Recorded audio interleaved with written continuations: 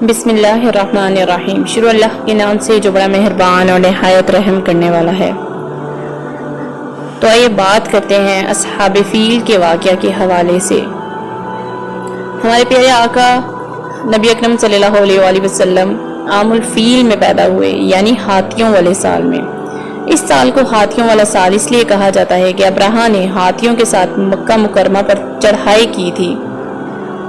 آپ کی پیدائش اس واقعہ کے کچھ دن بعد ہی ہوئی تھی۔ واقعہ کچھ اس طرح ہے کہ ابرہہ یمن کا عیسائی حاکم تھا۔ حج کے دنوں میں اس نے دیکھا کہ لوگ بیت اللہ کا حج کرنے جاتے ہیں۔ اس نے اپنے لوگوں سے پوچھا یہ لوگ کہاں جاتے ہیں؟ اسے جواب ملا بیت اللہ کا حج کرنے کے لیے مکہ جاتے ہیں۔ اس نے پوچھا بیت اللہ کس چیز کا بنا ہوا ہے؟ اسے بتایا گیا پتھروں کا ہے۔ اس نے کہا اس کا لباس کیا ہے؟ بتایا گیا ہمارے ہاں سے جو دھاری دھار کپڑا جاتا ہے اس سے اس کی پوشاک تیار ہوتی ہے۔ ابرہہ عیسائی تھا۔ ساری بات سن کر اس نے کہا مسیح کی قسم میں تم لوگوں کے لیے اس سے اچھا گھر تعمیر کروں گا۔ اسی طرح اس نے سرخ، سفید، زرد اور سیاہ پتھروں سے ایک گھر بنوایا، سونے اور چاندی سے اس کو سجایا، اس میں کئی دروازے رکھوائے، اس میں سونے اور پتھر جڑوائے، اس کے درمیان میں جواہر لگوائے، اس مکان میں ایک بڑا سا یاقوت لگوایا، پردے لگوائے، وہاں خوشبوئیں سلگانے کا انتظام کیا۔ اس کی دیواروں پر اس قدر مشک ملا جاتا تھا کہ وہ سیاہ رنگ ہو گئیں، یہاں تک کہ جواہر بھی نظر نہیں آتے تھے۔ پھر لوگوں سے کہا اب تمہیں بیت اللہ کا حج کرنے کے لیے مکہ جانے کی ضرورت نہیں رہی، میں نے یہی تمہارے لیے بیت اللہ بنوا دیا ہے، لہٰذا اب تم اس کا طواف کرو۔ اس طرح کچھ قبائل کئی سال تک اس کا حج کرتے رہے، اس میں اعتکاف کرتے رہے، حج والے دن مناسک بھی یہیں پہ ادا کرتے رہے۔ عرب کے ایک شخص نفیل خشمی سے یہ بات برداشت نہ ہو سکی، وہ اس مصنوعی خانہ کعبہ کے خلاف دل ہی دل میں کڑتا رہا۔ آخر اس نے دل میں ٹھان لی کہ وہ ابرہہ کی اس عمارت کو گندا کر کے چھوڑے گا۔ پھر ایک رات اس نے چوری چھپے بہت سی گندگی اس میں ڈال دی۔ ابرہہ کو معلوم ہوا تو سخت غضبناک ہوا اور کہنے لگا یہ کارروائی کس عرب نے اپنے کعبہ کے لیے کی ہے؟ میں اسے ڈھا دوں گا، اس کا ایک ایک پتھر توڑ دوں گا۔ اس نے شام و حبشہ کو یہ تفصیلات لکھ دیں، اس میں سے درخواست کی کہ وہ اپنا ہاتھی بھیج دے۔ اس کے ہاتھی کا نام محمود تھا۔ یہ اس قدر بڑا تھا کہ اتنا بڑا ہاتھی روئے زمین پر دیکھنے میں نہیں آیا تھا۔ جب ہاتھی اس کے پاس پہنچ گیا تو وہ اپنی فوج لے کر نکلا اور مکہ کا رخ کیا۔ یہ لشکر جب مکہ کے قرب و جوار میں پہنچا تو ابرہہ نے فوج کو حکم دیا کہ ان لوگوں کے جانور لوٹ لیے جائیں۔ اس کے حکم پر فوجیوں نے جانور پکڑ لیے، ان میں عبد المطلب کے اونٹ بھی تھے۔ نفیل بھی اس لشکر میں ابرہہ کے ساتھ موجود تھا اور یہ عبد المطلب کا دوست تھا۔ عبد المطلب اس سے ملے، اونٹوں کے سلسلے میں اس سے بات کی۔ نفیل نے ابرہہ سے کہا قریش کا سردار عبد المطلب ملنا چاہتا ہے۔ یہ شخص تمام عرب کا سردار ہے، شرف اور بزرگی اسے حاصل ہے، لوگوں میں اس کا بڑا اثر ہے، لوگوں کو اچھے اچھے گھوڑے دیتا ہے، انہیں عطیات دیتا ہے، کھانا کھلاتا ہے۔ یہ گویا عبد المطلب کا تعارف تھا۔ ابرہہ نے انہیں ملاقات کے لیے بلا لیا۔ ابرہہ نے ان سے پوچھا بتائیے آپ کیا چاہتے ہیں؟ انہوں نے جواب دیا میں چاہتا ہوں میرے اونٹ مجھے واپس مل جائیں۔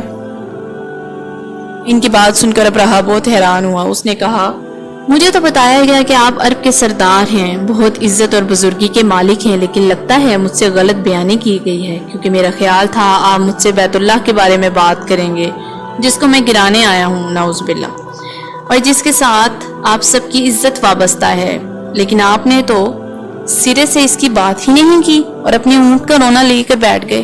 یہ بات کیا ہوئی؟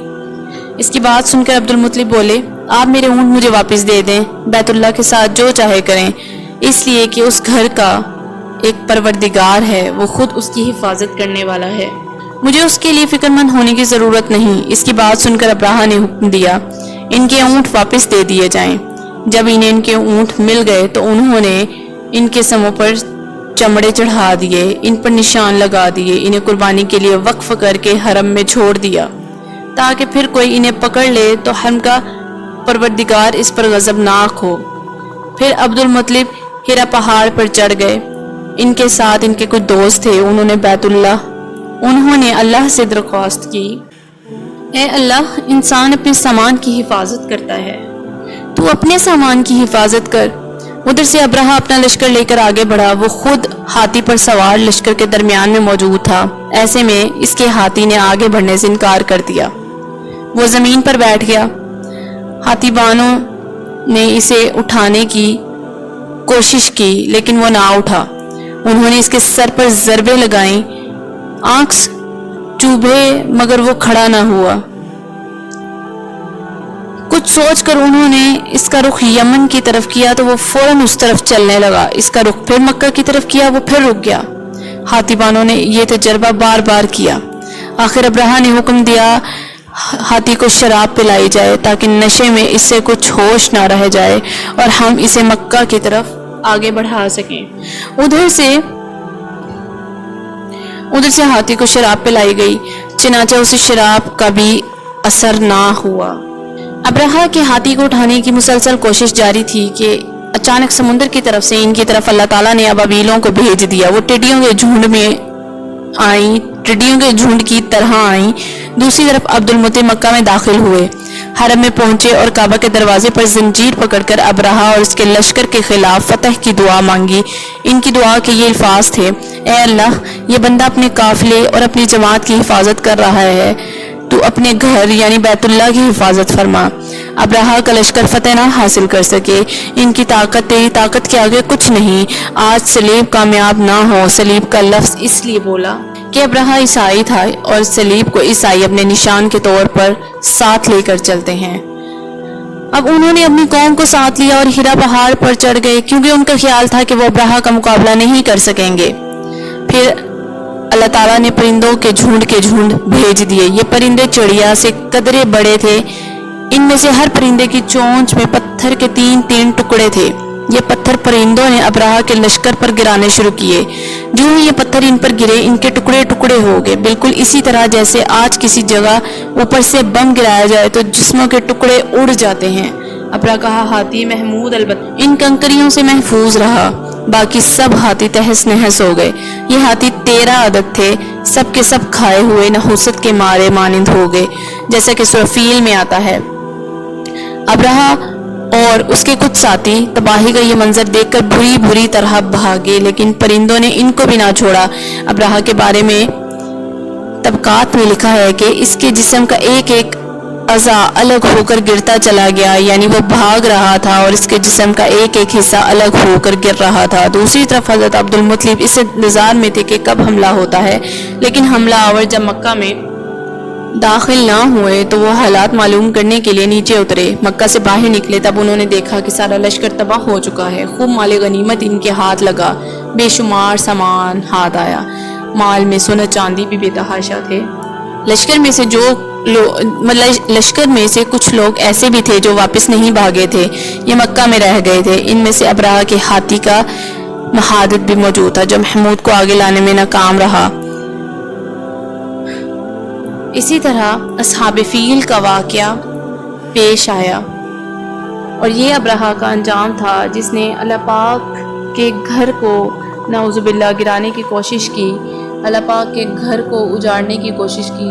اللہ پاک اپنے گھر، اپنی کتاب کی حفاظت کا ذمہ اللہ پاک نے خود لیا ہے، کوئی اس کا کچھ نہیں بگاڑ سکتا۔ اللہ پاک سے ہماری دعا ہے کہ ہمیں نیک ہدایات دیں، ہمیں نیک اعمال کرنے کی توفیق عطا فرمائیں، ہمیں گناہوں سے بچائیں، ہمیں ایسا بنا دیں کہ ہم اسے اور اس کے محبوب کو پسند آ جائیں، ہمیں رزق حلال دے، ہمیں نیک کاموں کی ہدایت عطا فرمائیں۔ اگر آپ ہماری تمام ویڈیوز دیکھنا چاہتے ہیں تو ہمارے چینل کو سبسکرائب کر دیں تاکہ ہمارے آنے والی تمام ویڈیوز آپ تک پہنچتی رہیں۔ ملتے ہیں نیکسٹ ویڈیو میں، تب تک کے لیے اللہ حافظ۔